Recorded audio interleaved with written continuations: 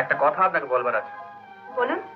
দেখুন, যে প্রস্তাবটা আপনাকে আমি করেছিলাম সেটা আমি ফিরিয়ে নিচ্ছি।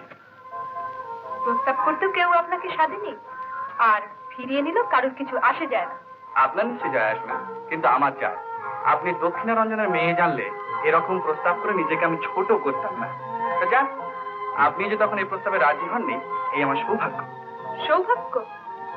তার মানে দক্ষিণারঞ্জনের মেয়ে আপনার অযোগ্য? যোগ্য অযোগ্য আমি জানি না, তবে দক্ষিণা রঞ্জনের মেয়ের সঙ্গে আমার অনেকখানি তফাৎ, আর সেই তফাৎটাকেই আমি বজায় রাখতেই চাই।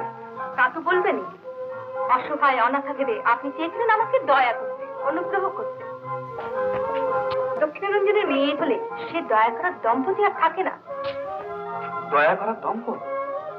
ও, তা আমি যা বলেছিলাম তার মধ্যে শুধু কি দম্ভই ছিল? তাছাড়া আবার কি? আপনার কথা সত্য হলে দক্ষিণারঞ্জনের মেয়ে জেনে ভয় পিছিয়ে যেতেন। তার মানে তুমি বলতে চাও যে আমি